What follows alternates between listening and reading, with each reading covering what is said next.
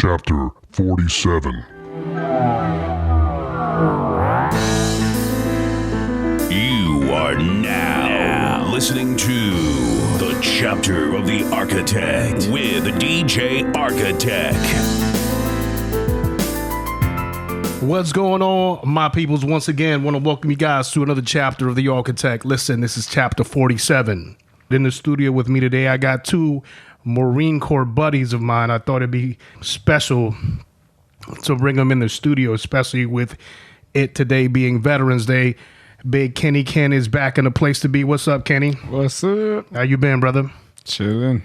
And then to his left, we got my homeboy, Raymond. How you doing, Raymond? Chilling. Happy to be here. Happy Veterans Day. Happy Veterans Day, man. Appreciate both of you guys' time. Appreciate you guys leaving your families for 1 or 2 hours and hanging out with us today. Appreciate you guys. Whatever gets me out the house, man. Oh, snap. Couple beers and some slices of pizza. That'll make it. That'll put in the work. Yep. Hey, guys. How you guys doing on this Veterans Day, man? How was your Marine Corps birthday? Well, I just got back from a funeral. Buried my cousin. Condolences, man. Condolences. Yeah. Go ahead. His dad was a chief in the Navy. So me and him have a lot in common, so I felt really bad for him. We're both dads and both served in the military. Wow. But I'm happy to be here with my brothers. Right. And let's talk some tanks. Let's talk some Marine Corps. Yeah, man. Condolences, Raymond.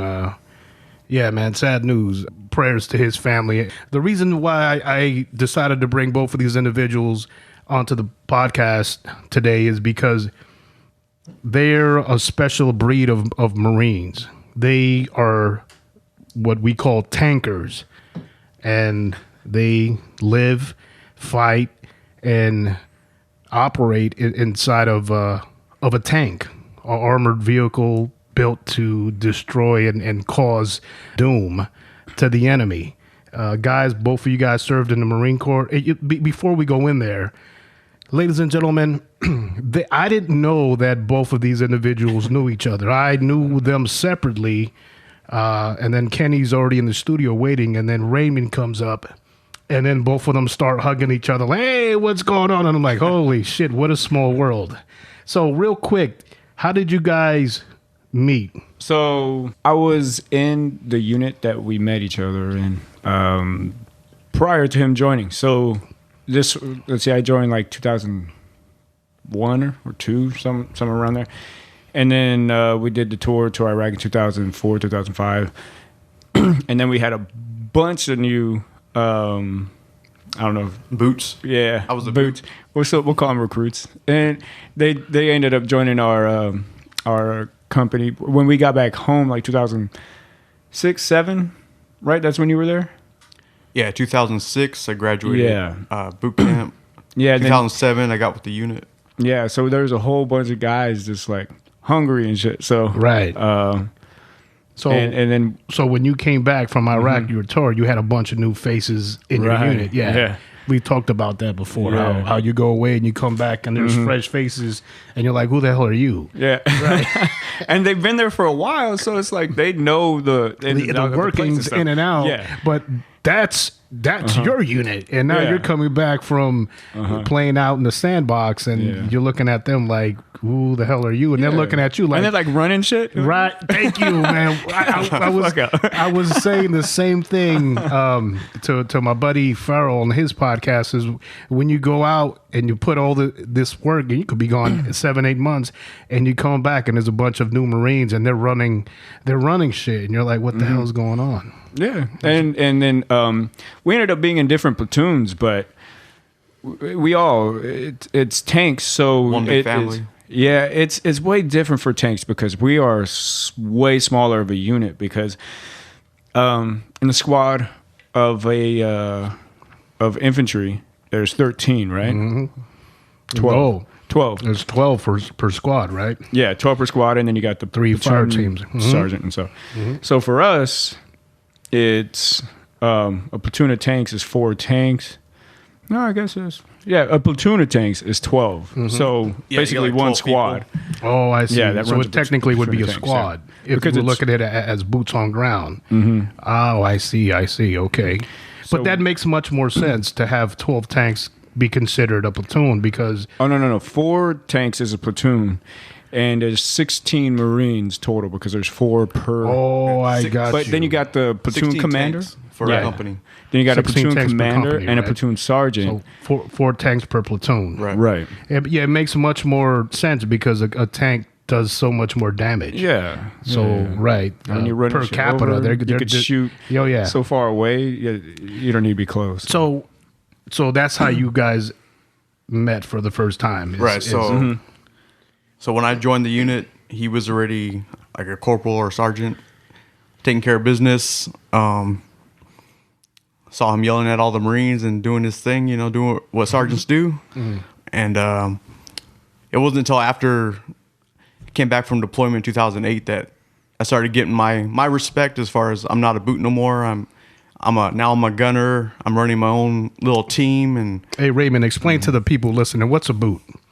a boot is a new Marine with less than 1 year, or they could be in 4 years but have no leadership or deployment experience. Thank you. Thank you. Well, the reason why I've explained it before, but there might be new listeners, and a lot of the jargon that we utilize, a lot of the verbiage or the acronyms, a lot of people may not know what we're talking about. So we kind of want to break it down. Okay. So how many Marines per tank? 4. What are their jobs? What are their titles? The tank commander. He's the senior tanker. He could be a corporal and above. It could be a lance corporal if shit goes bad, but a corporal or above. Then you have the gunner, lance corporal or above. You have a loader. He could be anything private and above. And then you have a driver.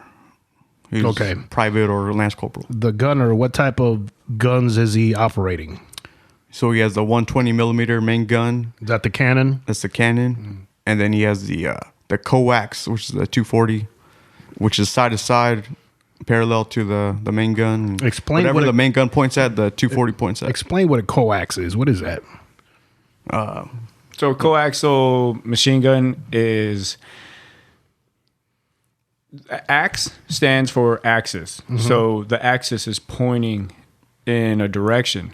The reticle, which is all the computation, happens inside of a computer, Right. which is tied to a reticle, which is what we use for our target system.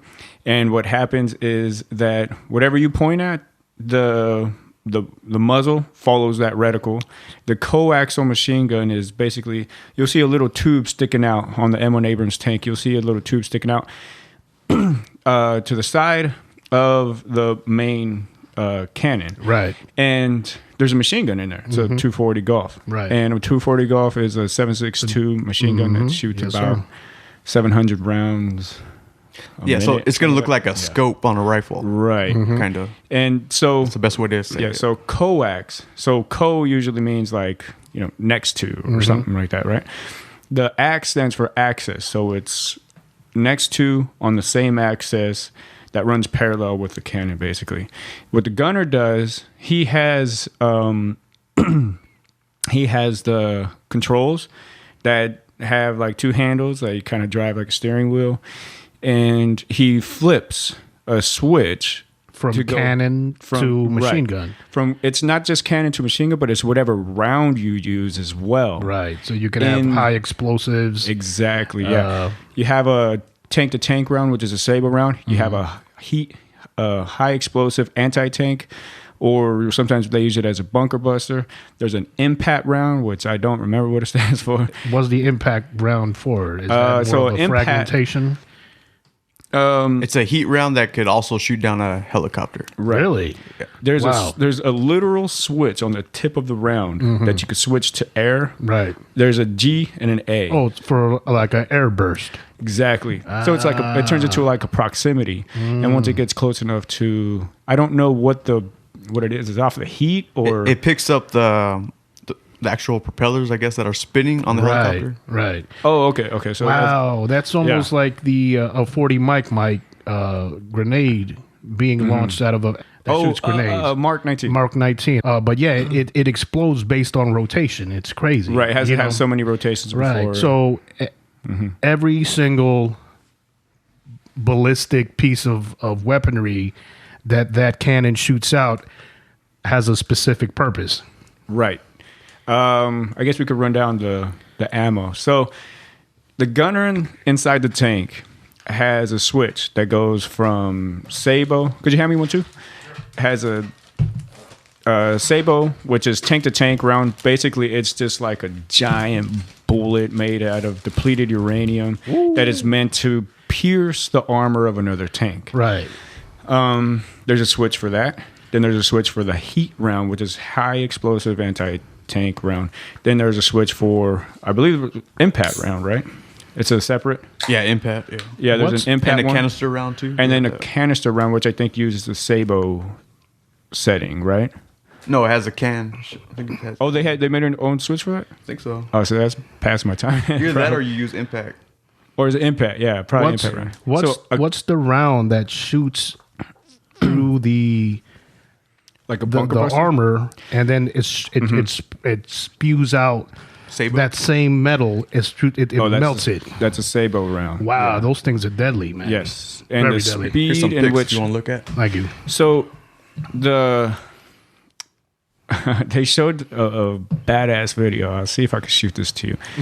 The Sabo round travels at such a high rate of speed that it produces so much pressure between the round itself and its target that the air in between it is being compressed once it gets to a certain distance. So the air itself becomes a weapon, Kind of, yeah. And you could literally see the paint peeling off as the, it's the armor. approaching its target. Wow, that's crazy. And it's intense. And if it is able to enter the tank, basically, you know how it's like an exit wound, Yeah. right? There's an entrance room. The entrance room is like It's a very pinhole, small. right? Yeah, and then the exit wound is like an explosion. It's like King Kong's dick shredded his back.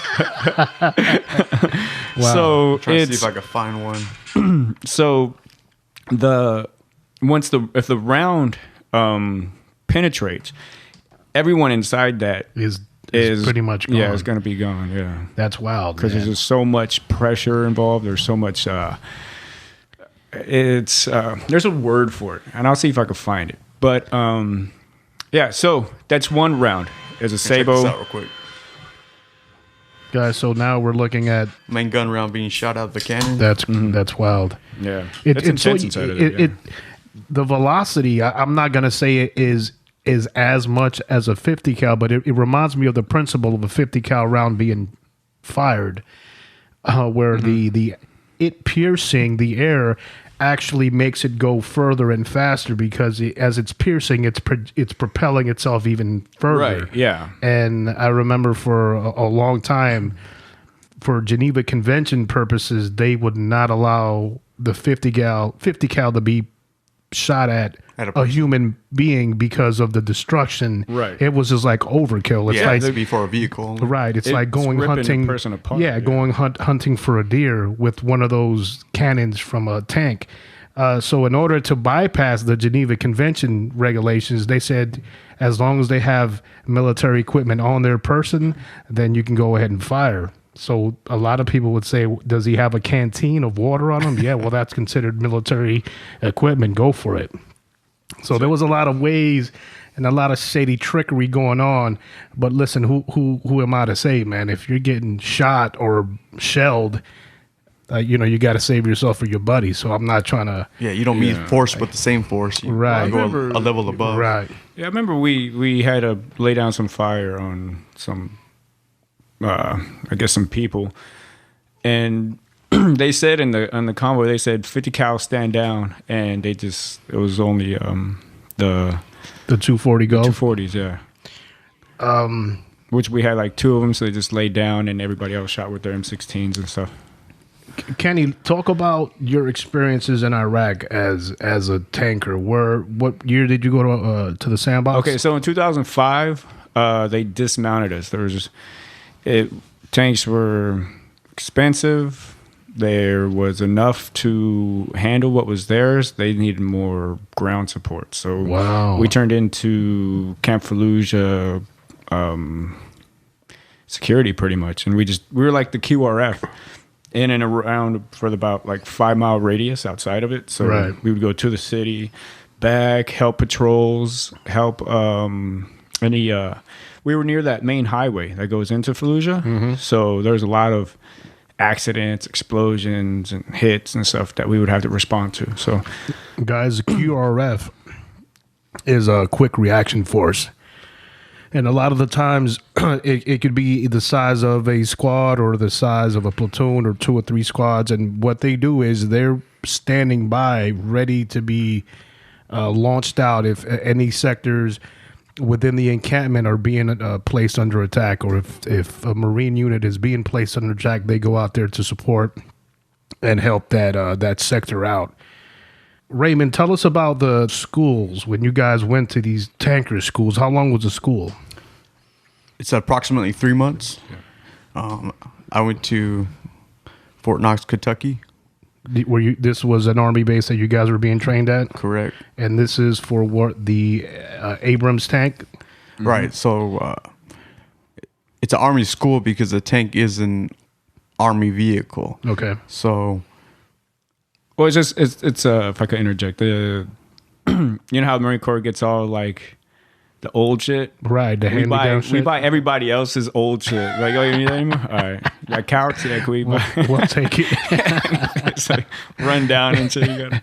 Hey guys, and what Kenny is saying is not a lie. We're pretty much Uncle Sam's bastard hand-me-down children. So because we're such a small department, we get all the second hand down equipment, but we do much more with it than other people do, because we have to maintain it and take care of what the equipment that we have.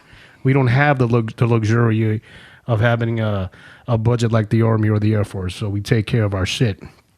So right. tell us about the school. So I'll just walk you through my experience, and everyone has a different experience of the school. But from my eyes, I went there right after Marine Combat School, which is that little infantry school you go to. MCT before you go to your MOS school.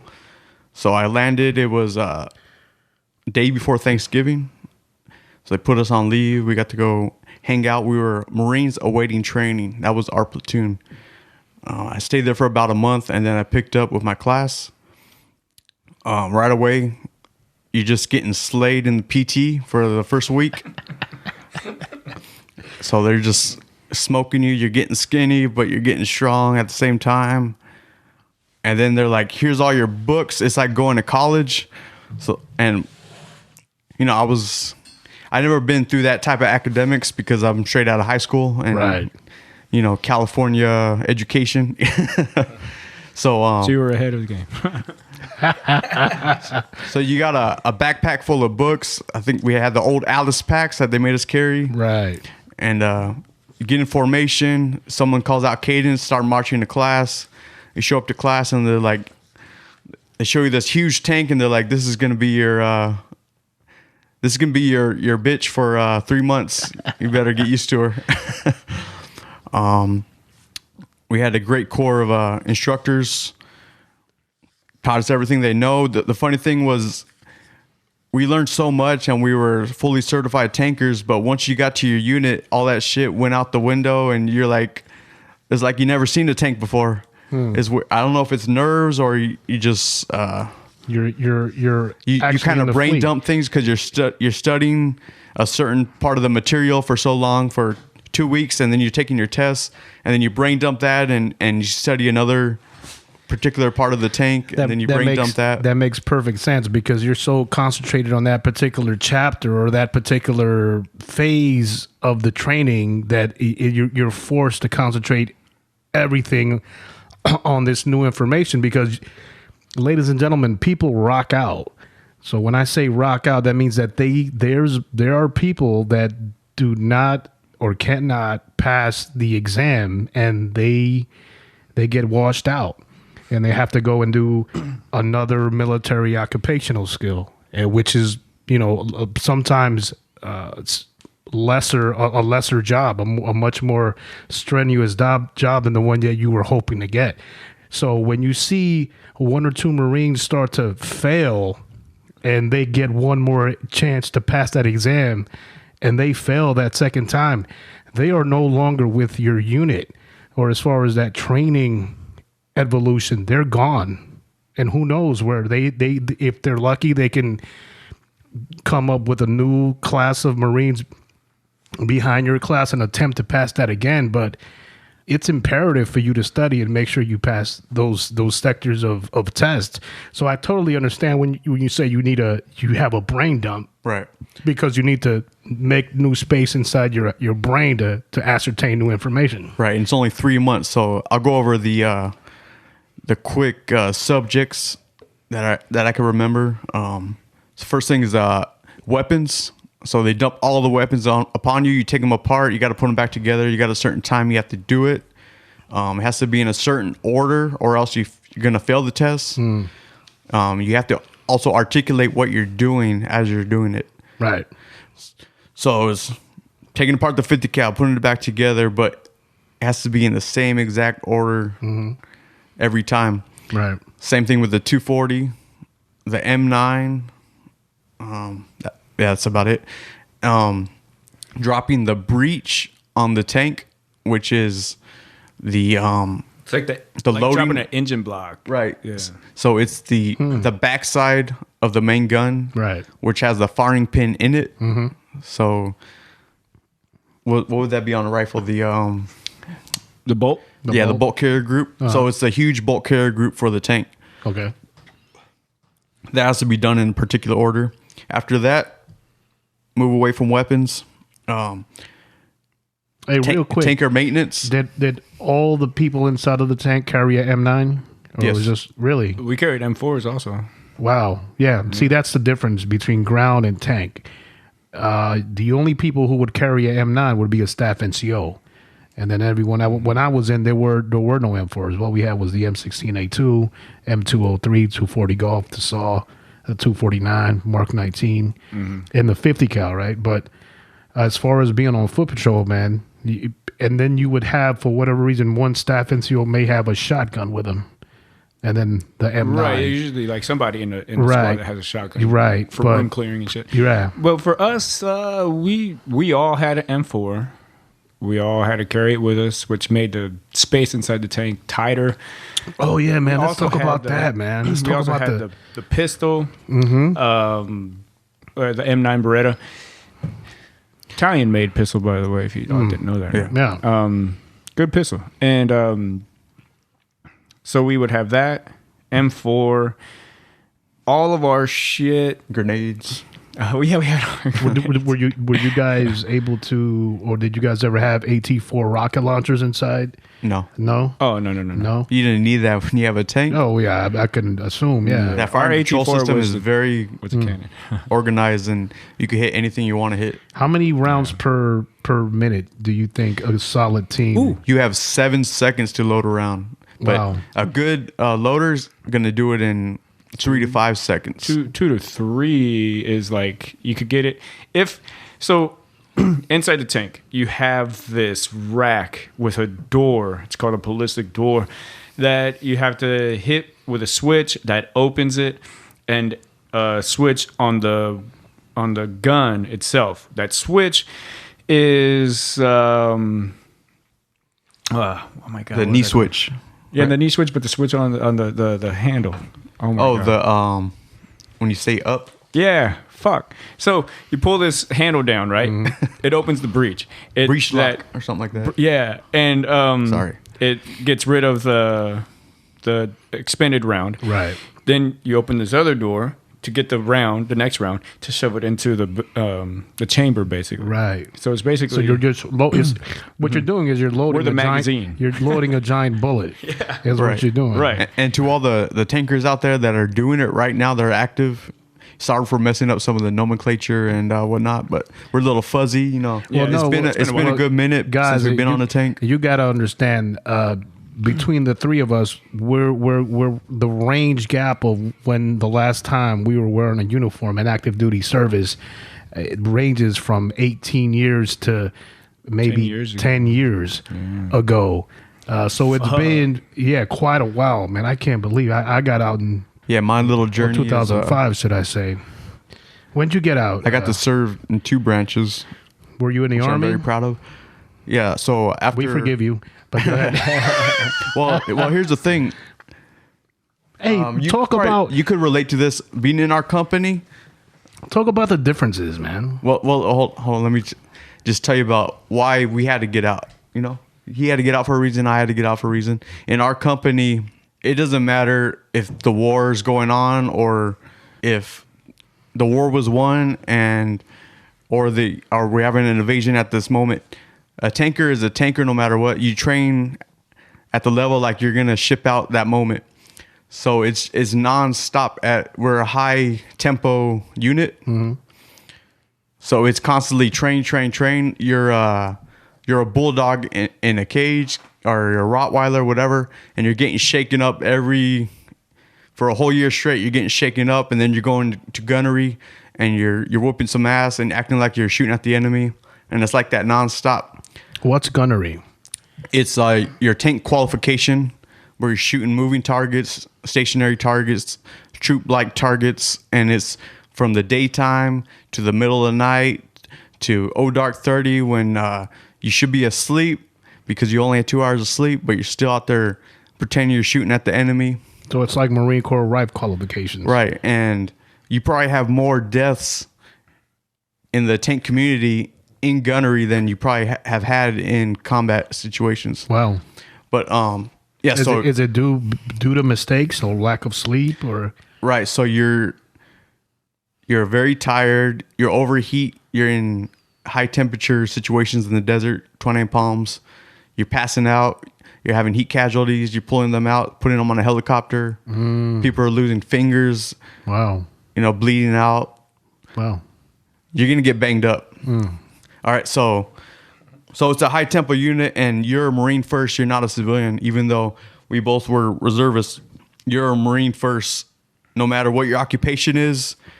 If they say we need you to come in now to do some tank training because we have qualifications in a couple of weeks, your ass better be there or else you're going to lose your leadership position. Especially after your deployment, you're so wound up and you still have that intense feeling and it never goes away until you actually leave the unit.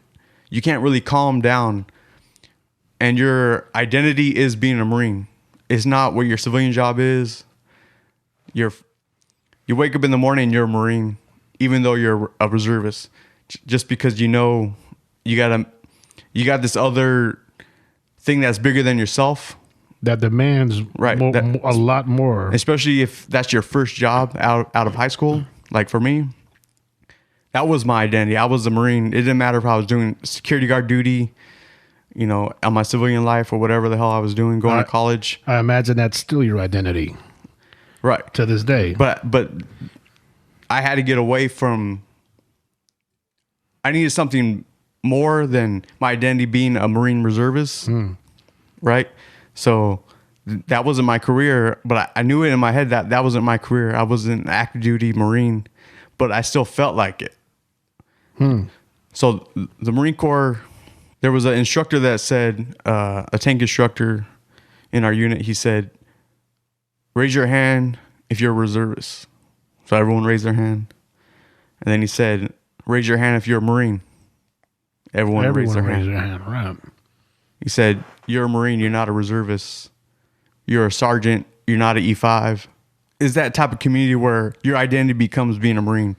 Well, I needed it when I had the chance to finally leave and my contract was up after 6 years. I had to get out at least for a little bit. So I took a 1-year break in service, went to college, studied human services. I wanted to work at the VA, do something like that. Also took some law enforcement classes to see if I liked that. But being away from the Marine Corps, it taught me that I can be away from the Marine Corps. It taught me that being away from the Marines isn't going to stop the clock. It's not, the world's going to keep spinning. It's not going to take away your identity as a man or as the a world's person. going to keep spinning. Right. I'm still me, and the qualities that I learned in the Marine Corps, I'm able to apply to my life and be a harder worker. Right. And a better man, better citizen, and make good decisions. So after I understood that I'll be okay if I'm not in the military, that's when I decided, hey, let's see what else is out there for me in the military. So I called the Marine Corps recruiter, and unfortunately for him, he didn't pick up. Called the Air Force recruiter. He told me, hey, stand by, I'll give you a call back later. Same time, I called the Army National Guard recruiter. He answered the phone. He said, come in right now. I want to talk to you. And he snatched me up. He gave me a good little spill, and he stole my soul. He told me I could do whatever I want to do. Say, if you want to still be a tanker, I'll make you an Army tanker. You could be a platoon sergeant one day or something. And I was like, I was a tanker already. What else is there? Can I be infantry? What can I do? He's like, well, there's an MP unit. You want to be an MP, which is military police, which is a pretend infantryman, I guess you could say, in the field, and then a law enforcement officer in garrison, which is when you're on base. So I said, yeah, I'm kind of interested in law enforcement. Make me an MP. Wound up doing that for 5 years. Got a great experience. I got to do things that I never thought I would get to do, but I always had dreams of doing when I was in high school. Because my original thing was I wanted to be an MP in the Marines. Really? Right. Why did you not, or why were you not able to go that route in the Marine Corps? I didn't have the ASVAB score, and I didn't have enough patience to study. Right, to get a the higher ASVAB score. score is the test you take before you join the military. Right. I didn't have the ASVAB score to meet the requirements. And they told me, the recruiter told me, well, here's your options. The only thing open right now is active duty cook with your ASVAB score.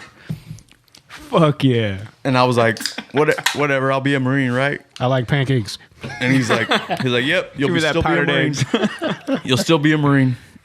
I was like, fuck it. All right, let's do this. Sign the contract.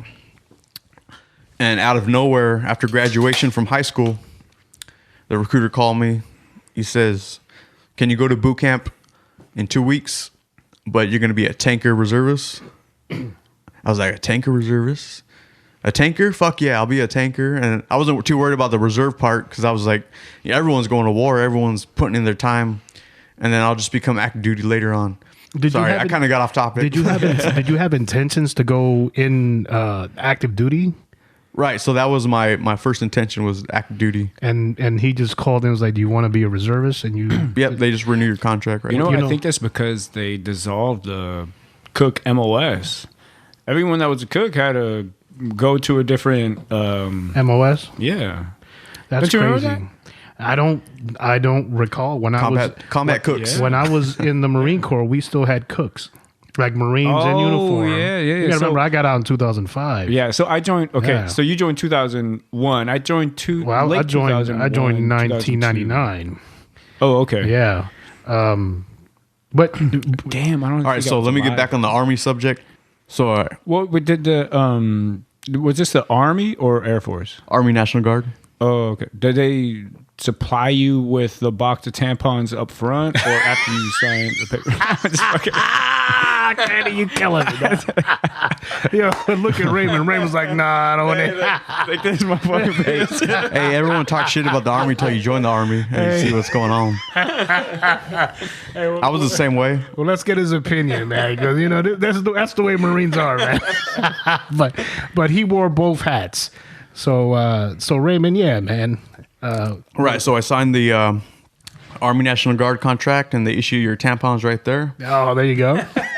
They say you look like a bleeder because you were in the Marine Corps. You don't know how to keep your head down, probably. This is true. That's why we eat crayons. All right. So I get to my unit. I'm not gonna say which one because certain things I'm gonna say. All right. So I got to the unit and I met the acting first sergeant. And it's just like the reserves where they have an active duty component working there. All right. So they have about 5 personnel working there full time in the office, which is a armory. They call it an armory. It's where they have their office and the vehicle stage that you're going to go use for training, usually at a park or some type of business location. So I get to the armory, I check in, talk to the acting first sergeant, and he's a blimp. Really? Like, I'm talking big boy. Wow. Like First sergeant. 400 pounds. big boy. See, that's what I'm talking about, dog. All right, so I they get with have him, any and he's like, I might look like a marble now, but this is 15, 16 years out of the Marine Corps. You know what I'm saying? When I was in, I was nice and trim and thrashing bodies. You know what I mean? How you going to be your first sergeant looking like a porky pig? You know what I'm saying? That's Right. well, anyways, I can see the difference there right now, but go on.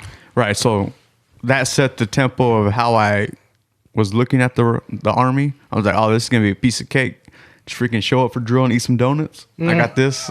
Be a pretend cop for a weekend. So I met him, and he's like, oh, you were in the Marines. You ready for your PT test? We got a PT test next week. I was like, fucking PT test? Yeah, motherfucker. I'm ready for a PT test. Are you? Oh shit, that perfect. The same thing's going through my head. Okay, well, I'm gonna pass it. Can you pass it? You know? And then he's, so showed up for drill the first time. And right away, I got thrown into a leadership position. The active squad leader wasn't there. So I had to take care of a squad. I think it was like 12 personnel. We went straight to the field, had a field exercise where we were doing, we'd sleep out in the field and then go to a garrison environment and do law enforcement training with civilian police. I was like, oh man, this is pretty good to go. Good training. They threw me straight into a leadership role. Everyone's yelling at me, calling me sergeant. I'm doing the type of police training I wanted to learn. I was like, oh, this is pretty good to go. And the next day we had a PT test. And man, I tell you, you're out for a year and you're like, oh, the Army PT test, 2 miles, do some push-ups and sit-ups, easy. That shit ain't easy when you're out for a while. Yeah. You're like, I do 3 miles in the Marine Corps. What's 2 miles, right? Still, a perfect score is like 12 minutes for your 2 miles. 6-minute miles. But I had to meet I think it was like a 14-minute. So it was like about 7 minutes a mile. And it might not seem fast to some of you guys that are just sitting around, but when you're actually running and doing it, that's just not too fun. It's not too easy to do 7-minute mile. See, when your body isn't trained to sustain that type of endurance, you're huffing and puffing, man. But if you would have been straight active duty or Marine straight there and with a short lapse of time, you would have been okay, but your body wasn't acclimatized to it. Right, so that was a humbling experience, doing the PT test, huffing and puffing. Oh, yeah. So you quickly get humbled and you realize, hey, this is for real. You better unfuck yourself. Right, this you is better for unfuck real. yourself real quick. So you got to get your shit back together. And it's the same thing as the Marine Corps. You raise your hand. Who's a reservist? Raise your hand. Who's a soldier? Raise your hand. You're still a soldier 24 hours. If not, you're not going to be in that leadership role. You're not going to be doing the fun missions. And I got to do a lot of fun missions. I credit it all to the Marine Corps setting the foundation and allowing me to be a weapons expert when the time came, because I was a firearms instructor for the National Guard. I credit it to for setting that foundation for me to be that leader, that sergeant, that I was having these new boots, these new soldiers coming in right out of their AIT, was the Army initial training, coming back from their MOS school as new MPs. And I was able to show them how to conduct themselves in the right way. Whatever fork in the road, whichever turn they took, that was up to them. Some kept the path and became NCOs. Some of them became fat bodies and got discharged. Some of them played the I'm hurt role and Broke dick roll, and would always come in their crutches, acting like they can't PT. And for myself, our new first sergeant that we got, he was a prior Marine infantry. And he's like, what do you want to do? I was like, I don't know. I just want to lead these soldiers and do fun stuff. So he put me on my own little missions, and I got to go do security missions on active bases and reserve bases, and take my own little team and train them to the standard that I wanted them to learn. Nice. So it was a really good experience, and that also adds to my foundation as to what I do now in security and whatnot, and how I look at life now. Were you guys able to take a look at the YouTube link I sent you guys? Yeah, I saw it. All right. So, guys, what we're going to talk about now is several weeks ago, I was looking at this YouTube video, and I believe it was Panzer versus Sherman versus Pershing, right? And these are all, the Sherman and the Pershing were both U.S. tanks. The Pershing was the predecessor that came after the Sherman. And these are all World War II tanks. And the reason why I thought of having you guys here to talk about this specific video as far as for a small segment is because within this video there's a U.S. Army leader. I'm not going to mention the name of this person because I'm not sure if I could remember his name, whether it was one or the other, and I don't want to put out bad information. But there's one particular, whether he was a general or not, I don't recall. But he said that the Sherman would be the battle tank that would go into Europe and would be the crusher of Germans and uphold American ingenuity up to par. Long story short, if you guys saw that video, there were a lot of World War II veterans. When I'm saying you guys, I'm talking about the two gentlemen sitting here in the studio with me. The Sherman became a very unreliable, unsafe tank. And there were World War II veterans that sat there and gave testimony of them being scared shitless and going into battle against a Panzer tank. Panzer tank was from the opposing force, the Germans, where sometimes it would take 5 to 6 Sherman tanks just to take out one of the Panzers because the weakest part of the Panzer was in the back. So you would have 5 or 6 Shermans, and they would all fork out in different directions. And the Panzer would just sit there because their cannon was so much more powerful, and the Sherman's armament was so much more thin, it would penetrate on one shot. So it would knock out 4 to 5 Sherman tanks, and hopefully that 6th or 5th Sherman tank was able to get in position in the rear of that Panzer tank to get that killer shot in the rear. But unfortunately, it would take 4 or 5 Sherman tanks. How many American countless lives were lost because of what I think is the military-industrial complex of someone saying, you know, we can make huge money selling this tank, putting into reproduction, filling the pockets of these millionaires, and it cost a lot of American lives. Unfortunately, by the time they realized that the Sherman was a turd nugget, way too many service members had paid the price. And I believe there was a predecessor of the Sherman that came a little later after that, and then shortly after that was the Pershing tank, which was now a sort of a formidable component or contestant to the Panzer. But then you had the Tigers and these other elite tanks. Now within that video, guys, you saw the tank commander come out with his leg like blown off smoking. And it was just sad to see, man. It was sad to see that the Sherman really didn't stand a chance against this Panzer. So I wanted to talk to you guys. And when you guys saw that video, what was your guys' first reaction? What did you guys think? Well, if you know the history of a tank, the Army didn't want a tank. It was a Navy admiral that was interested in World War II in making a tank, and it was because of the way they were fighting at that time. Everyone's bunkered down in their hole. Trench warfare. Like trench warfare, running at each other, but no one's gaining ground. So the Army didn't want the tank, I believe, because it was just going to cost too much money, and they didn't think there was enough armor that could withstand some of the rounds that were being fired at them. Uh-huh.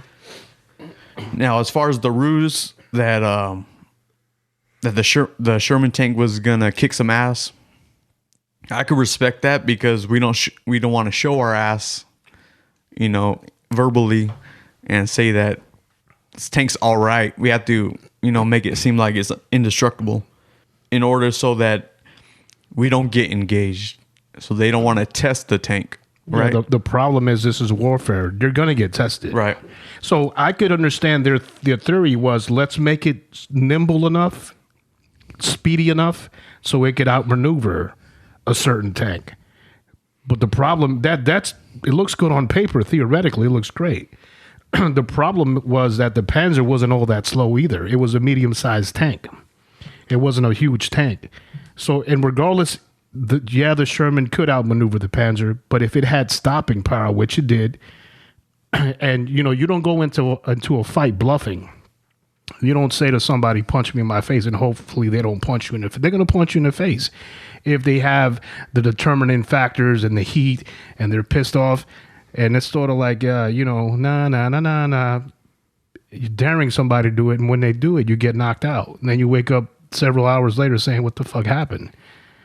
So I understand what you're saying is, but when you have American lives at stake, you would hope that you would send them into battle with the most superior, up-to-date equipment to stand a chance of battling a superior equipment. And that's what the Panzer was. Yeah, it was a political statement saying, no, we got hundreds of tanks on the battlefield now just to make the American public feel at ease. And you know what? You're absolutely right. That's what eventually,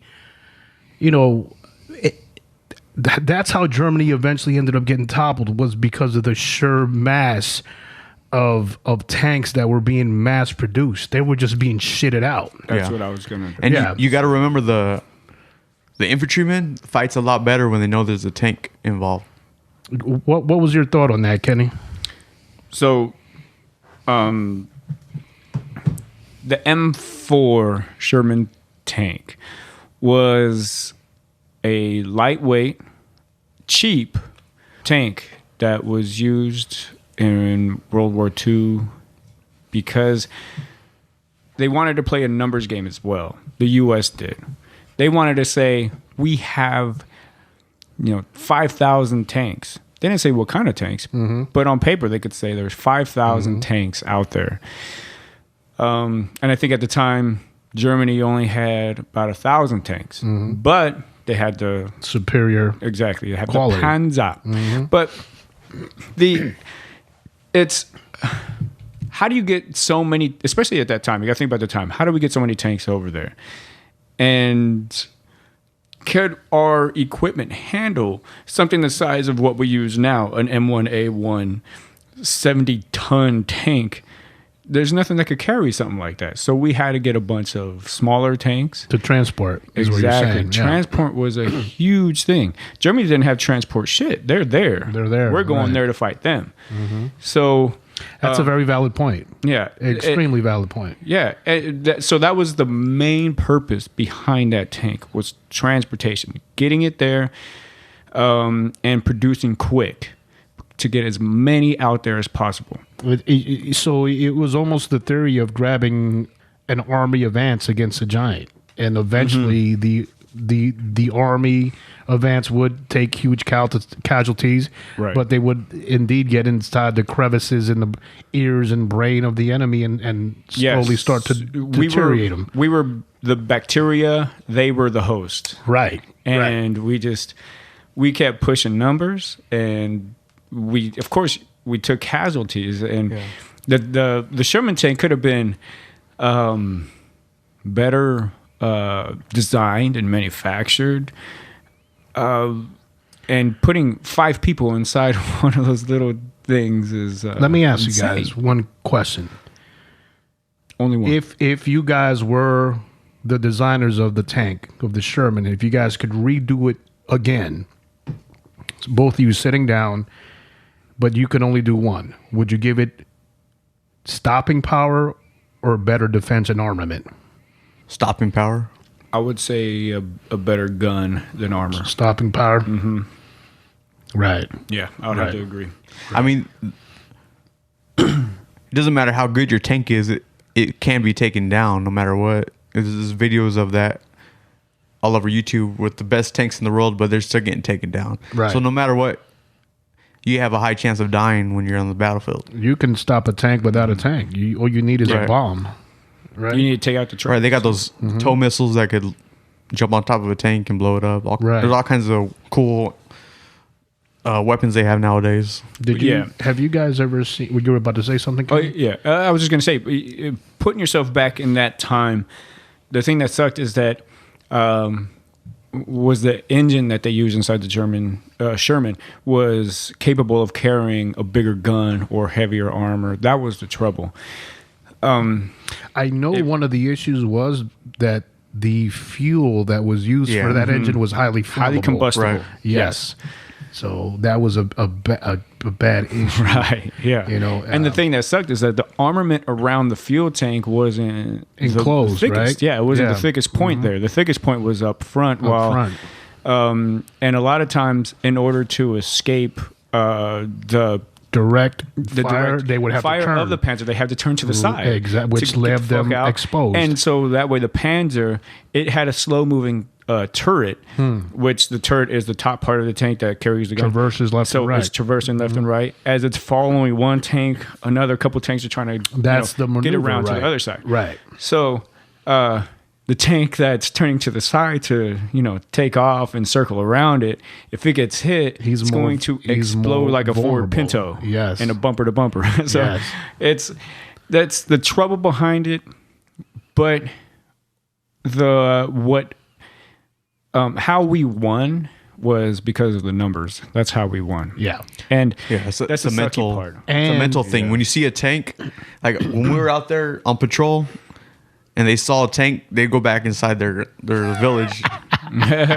But what they fired at you guys once you had the troops with you guys, That they makes- had guys on foot patrol. See, and he got shot at, that and I was like, makes- "What the fuck? I want to that- go out there." No, that Yeah, we were doing these weird missions where we were out there early in the morning, waking people up, waking the village up, just to get that mental warfare type thing going on. Like, don't fuck with us. We're right. tanks. Right. We're revving our engine, all that good stuff. Yeah. And Yeah, going it's in their sorta like- backyard and parking our tank. It's sort of like the drums of war. Yeah. You know what I mean? Like the battle cries of war. Just the drums themselves let the enemy know there's imminent doom coming down the road. Yeah, when you feel that rumble, like what the fuck is going on? It's like that guy that has like 15 subwoofers in his trunk and he's rolling down the street near your house. You're like, what the fuck is going on? and the thing is, you don't hear the tank when it's far away. So Yeah, you don't hear the engine. So until they're a few hundred yards close to you, that's Yeah, when you hear that's them. when You you hear hear that whining, like it's an airplane. the turbine. Is that And the before you know it, the turbine? tanks are on top of you because they're going. They could go 40 miles an hour, sometimes 60 if they're going downhill. That's the turbo, I'm assuming, right? Within the It's a the turbine tank, engine. right? It's the same a turbine engine engine as that's a used in the airplane. Huey. Wow. Huey, yeah. That's wild. Yeah, so you'll see villagers out there playing soccer or whatever, kids running around, and they're acting like nothing's going on, and we're just like, we're coming up on them. They don't see us, and then boom, we're there, and they're just like, oh shit, what's going on? Wow, they get surprised. Yeah, I had yeah. no idea. Well, I've never been in a situation where we got attacked by a mechanized unit. You ever seen that movie, The Beast? Fury. Oh, the beast. Oh. No, Yeah, they have, no. The Beast. T-72s and Is this- T-55s, is this new? T-54s. Is this It's a new old. movie? It's an old movie about the Early 90s? invasion of Afghanistan by the Russians. No. It's no. you got to watch Is it. it a It's movie or documentary? It's like Fury, but the heroes are the Russians, I guess you could Really? say. Yeah. The Beast. I'm gonna check it out. Good point. Have you guys seen Fury? Fury. Yep. What do you guys think of that movie? How, as far as Perfect depiction of what. Thank you. Sherman That's- is. Yes. yes. Absolutely. Really? Yeah. It's funny, man. When the Mexican driver, when they blew up the track, and he goes, "Ay, mami, te reventaron la chancleta." What's his name? Mark Pena? Something? Yes, Mike yes, Pena. or yeah. I like him as an actor. Is that his man. name? He was a driver, Michael Pena, right? yeah. Michael Pena. He's a right? badass actor. Yeah, I like him as an actor, Yeah. man. Well, going back real quick to World War II, I think we have to also thank the stupidity of Adolf Hitler by taking away the control from his generals and deciding to go ahead and say he was going to be the Dandara. Because the truth is, if he wouldn't have attacked on the Eastern Front and attacked, the USSR or the Soviet Union, the fight would have been a lot tougher on the Western Front. So now it divided his army, and in all truth, he sent his most hardened mechanized units to the Eastern Front. And then they ended up getting stopped in Stalingrad. So it was a beautiful thing. My great-grandfather actually served in World War II. So I have a personal connection to that where, if he died out there, I wouldn't be here today, right? Wow. So he, Bronze Star recipient, machine gunner, Beautiful. put in work. Was he a Lost his eye. Was he a tanker? No, he was a infantry machine gunner. Wow. 100% disability. Fuck yeah. There you go. To add to the reason why Adolf Hitler split is because the USSR would have eventually met them on their eastern side, and they wanted to prevent that. And since the Russians didn't have to transport any equipment like we did, they would have had a lot more Advantage. coming at them. Yeah. Right. So the Russians pulled them into their country and froze them out. Froze them out, just like Napoleon. Yeah. Exactly. Hey, guys, I appreciate all those comments. And anything else that you guys want to add on prior to for us moving on to the next subject? Yeah, I had a question for Kenny. Could you, I'm trying to remember when you guys got engaged, when you guys were on patrol and you guys had the grunts with you. Can you kind of walk me through the engagement? Because I just remember hearing it on the radio, and we got alerted to do QRF just in case you guys needed us. Thank you for Can you that. walk through that? Thank you. I remember hearing that one of the TCs said he wanted to shoot a main gun round. That was probably, I'll call him for Mr. H. Yeah, there you go, H. Yeah, he probably wanted to, and I was the gunner on his tank. That was the platoon sergeant, and he probably wanted to. So you had we just took small arms fire, right? And we had an infantry LAR unit, which LAR stands for Light Armored Reconnaissance, and they were a legit reconnaissance infantry platoon. Platoon. And because there was 4 LAVs. LAVs are light armored vehicles. They have a 25 millimeter machine gun on them, and there was this time we were out there. We were just going door to door, basically, just talking to people, trying to make friends and shit. And then down the road, a little bit down the way, there was a truck, one of those, those White those, trucks or something? Yeah, like those little Toyota trucks or whatever. Yeah. They just apparently started shooting at us, but we're inside a tank. Right. So And I'm looking through the scope of the gun, right? Yeah. And I'm just, kind of scanning the area for them. And then I see them all take cover and run. And I was like, what are they doing? And then I hear over the radio, because we all have headsets on inside the tank, right? Kenny, So what were you? Were you a gunner in the tank? I was a gunner in the tank at Okay. that time. All right. I became a tank commander later on in my deployment. Right. And so the tank, not the tank commander, the platoon commander. He was a first lieutenant, and he came over the radio and he clicked in and he was like, "Is that small arms fire?" And we were like, I've never heard that before.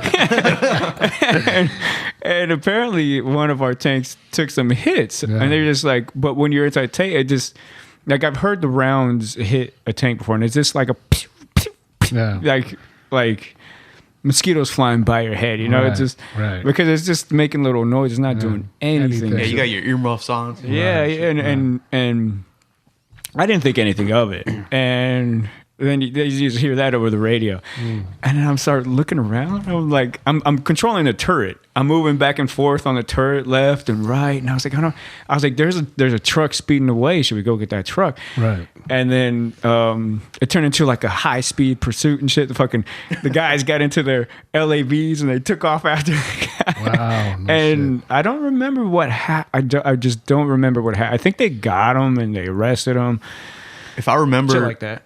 for what I heard from the outside was that from the grunts, because that was their first firefight for some of them. So they were like, they said contact left or right, wherever the fuck it was at. Yeah. And they unloaded their magazines into whatever the hell they were aiming at. Yeah, but it didn't happen right away. You know, I'm sure you know what it's like when you take fire.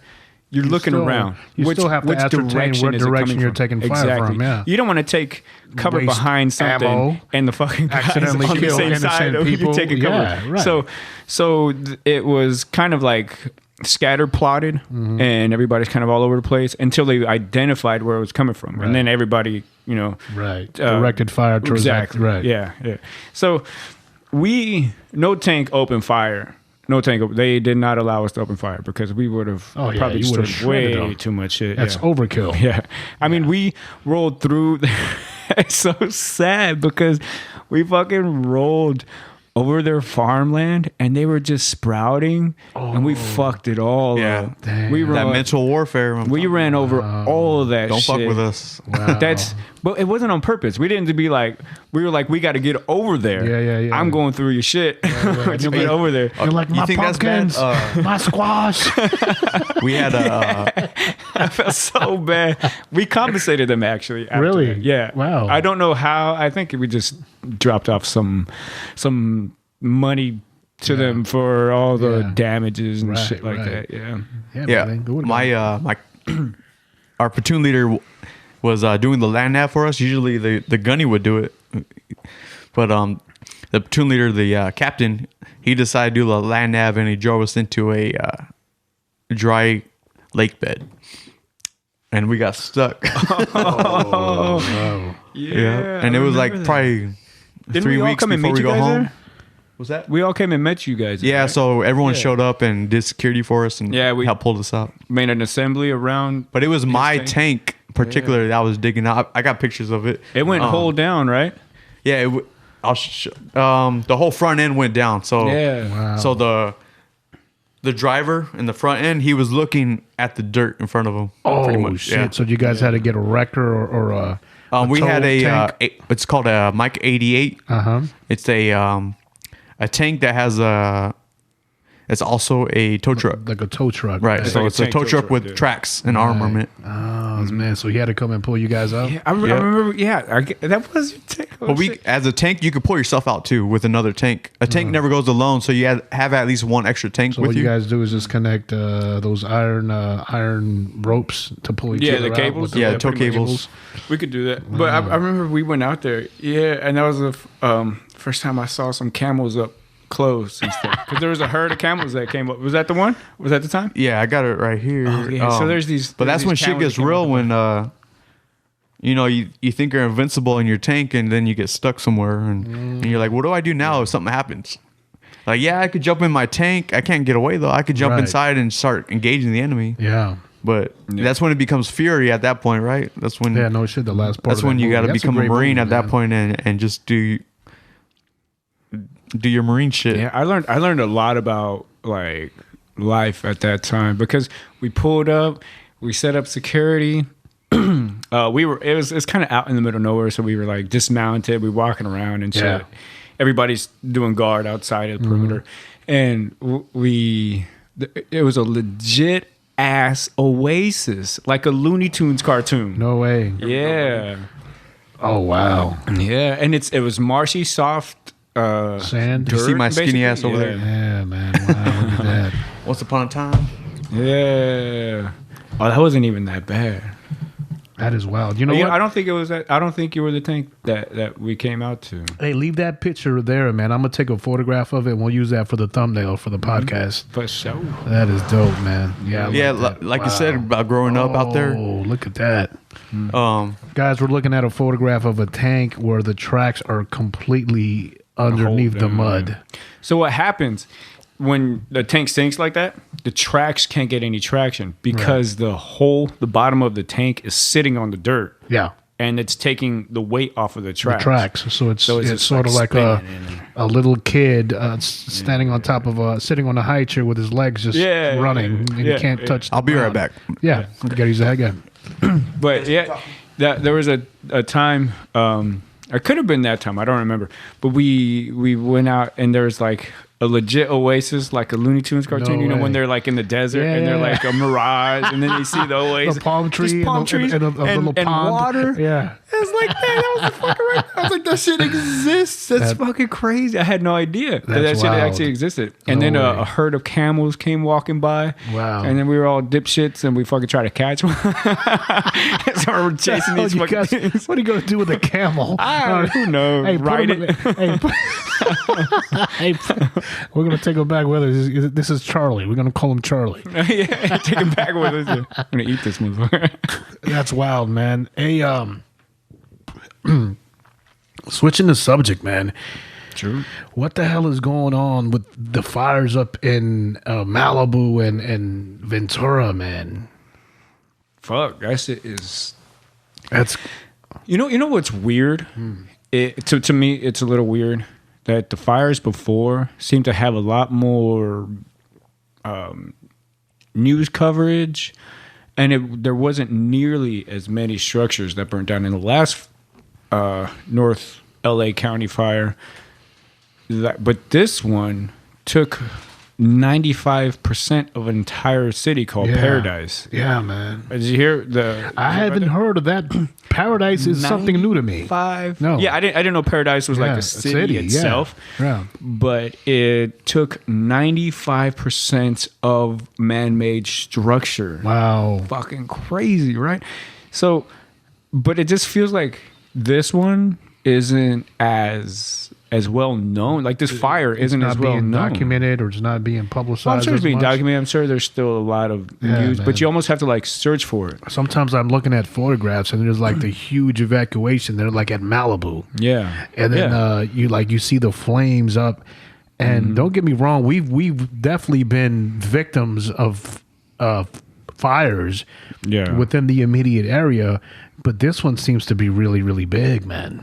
It's huge. And, Yeah. and I mean, I just saw, I think it was last night, I just saw the pictures of everybody evacuating, getting their animals out, Oh, that's taking crazy, them man. to, they would basically just take them to the beach Yeah. and tie them up out there.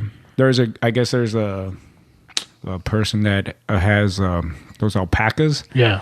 those llama things. Llamas. Yeah. And they tied them up at a lifeguard thing out by the beach because you're not Hey, gonna man, get burnt up out there. But yeah, it is that's just crazy, smoky bro. as fuck. You can't even see like a hand in your face. You know, man. that's what I feel really bad for is the animals. Yeah, fuck the people, right? Yeah, man. Well, no, I'll tell you what, because the people have a means. Whether they decide to stay or not, that's up to them. So if you have an Right. idiot to say, hey, look, I'm going to stay here, and they use their garden hose to wet down their house, it ain't going to happen to me, Buster. Watch this.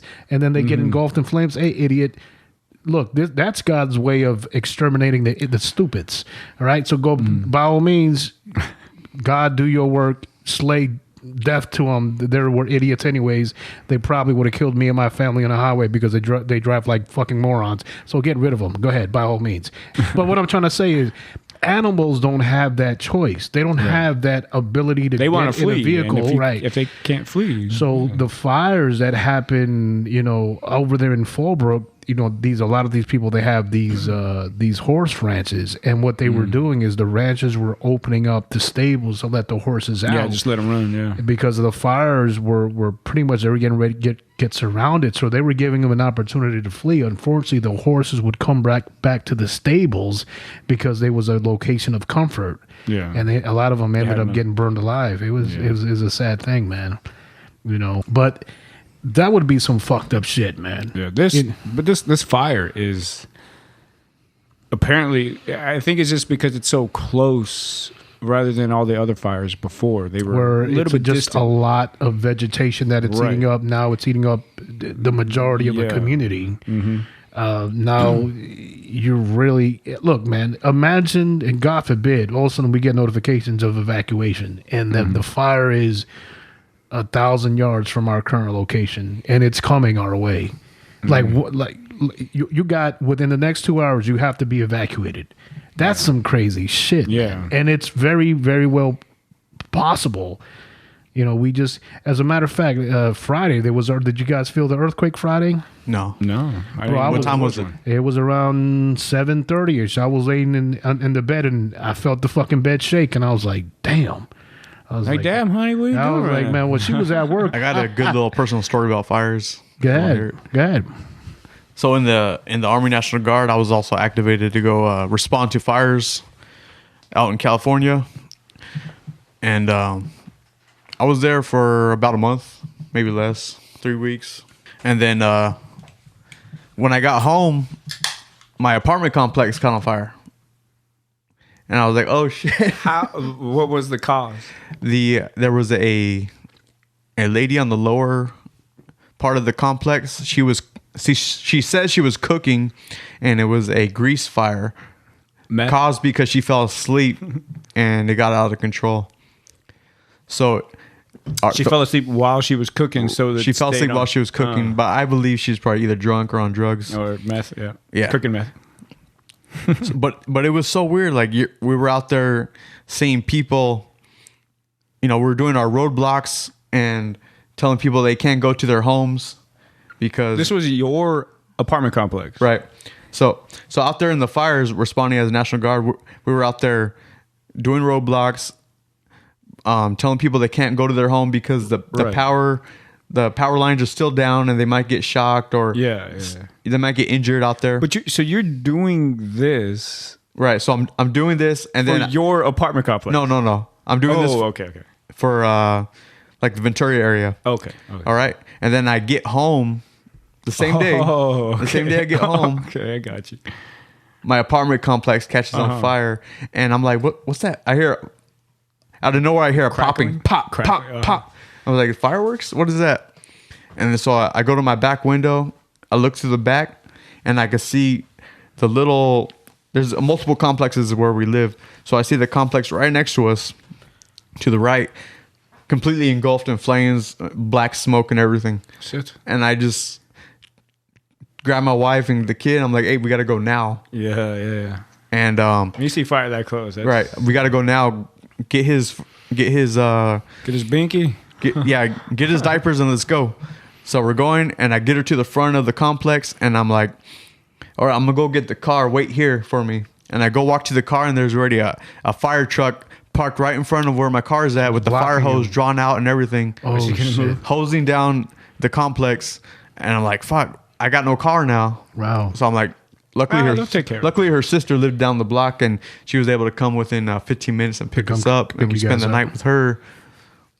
But yeah, it was so weird. I was like, and luckily my complex, my personal our little 4 area complex, it didn't burn down, but the one right next to us, all 4 apartments burned down. Wow. That fucker sucks. That's wild. Yeah, so I would punch I that credit lady it to in maybe God was looking over me because I was out there responding to the California fires and helping other people out, make sure they weren't getting hurt, make sure there wasn't any loitering going on. Maybe God was looking over me when fire came to my area and Yeah. he was trying to take us down. Me being from New York, man, this isn't the norm for me, but I've been here in California for the past 17, 18 years, so now it has become the norm. But, if I rewind back time, fires, I mean, all these massive wildfires, if I look at it now with that New York mentality, man, I would say to myself, fuck, this is the apocalypse. It's like it's It is. becoming so That's what it frequent. is. And the earthquakes and but the shit that it's affecting us. Go ahead, Kenny. It's you could say that, but it's statistically, if you look at the statistics, it's pretty Average. common. Yeah. It's, Well, it's- that's what I'm saying. Yeah. With I think why it's I think the way I think is because I'm comparing it to the mentality of a New Yorker, right? Whereas a New Yorker, all you really got to worry about is a hurricane, and hurricanes do massive destruction. Look at the hurricane that happened several years back. Where Sandy, right? Sandy, thank you. Where I got a buddy who's a cousin who's NYPD. He works out in Far Rockaway, and he was sending me photographs of the second story in their precinct was flooded up halfway to Holy the shit. second story, and the stairs are like it's nothing but water. And he was telling me stories of how women were getting raped in his area, his beat within the city. and police officers just couldn't respond, man. So the motherfuckers were out there pillaging and doing all types of crazy shit. But the city itself it was incapable of responding to these type of crimes, They man. would have to like swim there and shit. It's crazy, man. Like, what would how are you gonna get there? If so, we're looking at Think of Katrina. water. Yeah, stuff man. like that. Katrina's is another one. Yeah. I served with a couple of people that responded to Katrina, and they were telling me stories of how the police officers out there were out there being the criminals and doing the raping and whatnot too. Like, you can't trust Shit. you can't trust people when shit goes really bad. That's when you see who the good people are and who the bad people are. The funny thing about Katrina happened around the time that I got out the Marine Corps. I got out towards the beginning of October 2005, right? Yeah. And there was a contractor who wanted to employ me to go out there and do like some kind of security work out in New Orleans. Yeah. And I was all for it. And he was like, all right, man, we're going to pay you $200 a day plus per diem and whatever have you, but you got to have your firearm. The firearm's got to be registered in your name. So I already had a 9mm Beretta. So I was like, cool. So I went down to the Army Navy store, bought a bunch of fatigues. I still had my Marine Corps uniform. I was just going to rip the tags off and just be out and about. Luckily, the guy never got a hold of me regarding the contract we were supposed to sign, so it just fell through, right? Right. But now looking back on it, I feel I'm happy that I didn't go out there because of some of the things and the stories that came out later after the fact. You were like, wow, that's crazy. I would hate to be in a situation where like you're clearing a specific neighborhood and all you're finding is dead bodies because of, your people too. yeah, Your the fellow elderly people Americans. couldn't escape. Probably shooting your fellow Americans because they're looting. They're scared. yeah, They don't know what man. the fuck to do. Yeah, I would hate to be in that situation. Fucking sucks, man. I'd hate to be in that Fucking situation, but Yeah. You coming back from Iraq, you're still wound up. Like Right. you still you don't want to turn it off yet. So to me, I was like, yeah, I'll get back in the shit. But who knows, man?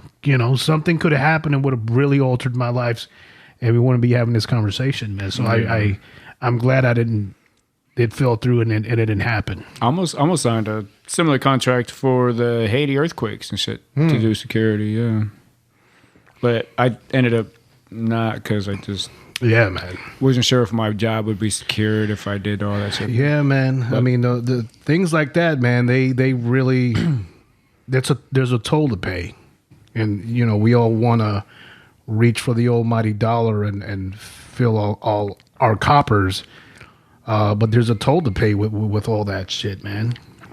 Whether it's something emotional, mental, or in the future, man, where you just you make a wrong move and God forbid it alters your future.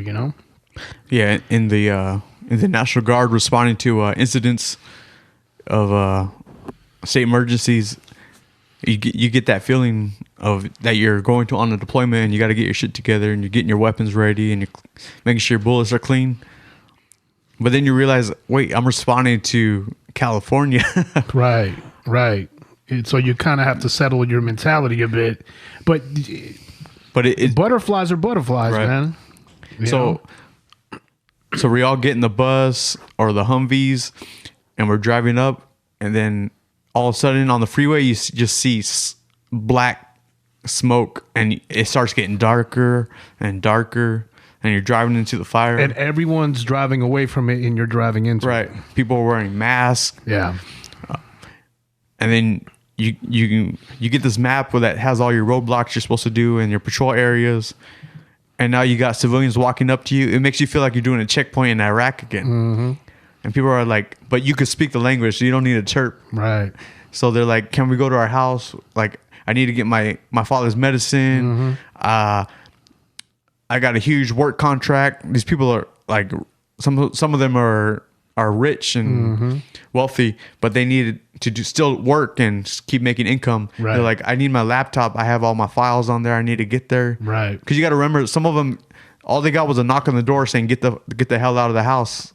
See, and that would be the thing that would make my mind racing. Like, I have a a quick get out bag. And in that bag, I have like a flint lighter. I have canned food that I try to keep on rotation. So often I replace those canned foods with something else.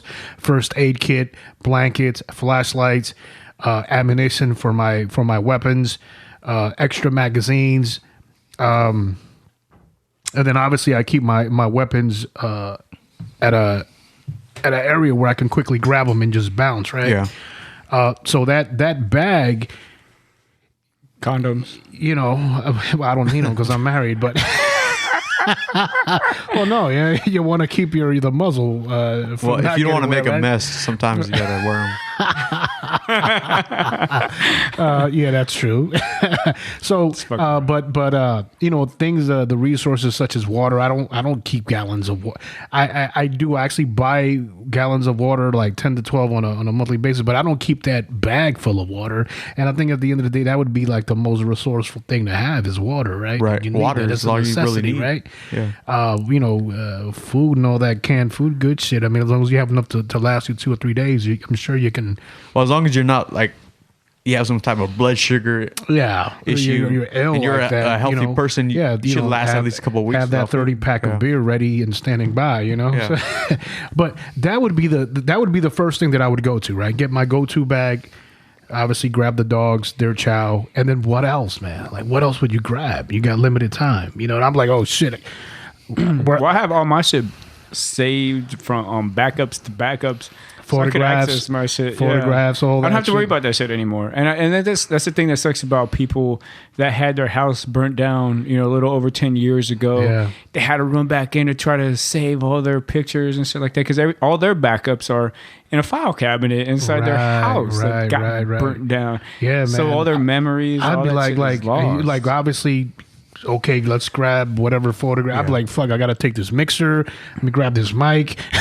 Yeah, you got a little more. Yeah, because you could probably let go of this. Insurance will take care of it. Yeah, Take pictures, send them to USA. Yeah. Whatever you gotta do. Yeah, no, you're absolutely right, man. But to get that knock on the door, man. I look, like I'm saying, a lot of people are going through it, and you really don't think about it until it's that close to you. You're the one going through it, man. So my heart goes out to everyone who's going through this bullshit right now, man. That sucks, man. So do you know how many deaths there are now? I read it was 12. I don't know, but I my looked. favorite podcaster, Joe Rogan, he's affected Yeah. by the fire right now. So if you're out there and you hear this, I bet you're not though, because you don't like Yeah, Joe military stuff, Rogan- probably. No, he listens to I it all don't the know. time. No, Joe Rogan. much our- love to you. I'm sure I hope you don't you're, listen to the doing better. podcast. Yeah, but our heart goes out to you and your family and anyone who's getting affected by it, man. If Joey Diaz, you're getting affected by it, tremendous. Hopefully your ass.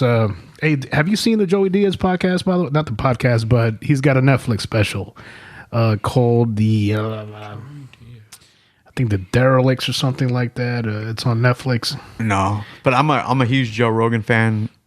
I listen to him every day. I think. Yeah, dude, I love his podcast. Like if it's my favorite things are when he's on YouTube talking about fights right after the huge UFC Fight fights. Companion. Yeah, I love. Yeah, that- man, I love that his stuff. podcast, man. He's good to go. Yeah. Funny guy. He knows how to be knows how to take things serious and then go back to being funny right Yeah, away. Absolutely. Hey guys, I want to thank you guys for your time, man. Anything else you guys want to close out or mention a comment on before we close this podcast out? So the main thing about this podcast was talking about our tanker experience. Oh, what did you think about tanks when you were out there on foot? I thought they were fucking great. I knew that they were feared. I think they're a necessity within the military, man. I think they're a comfort for foot troops. That's for sure. You can definitely call them. I look at a tank like I look at a tank with the same comfort I look at an A-10 Warthog.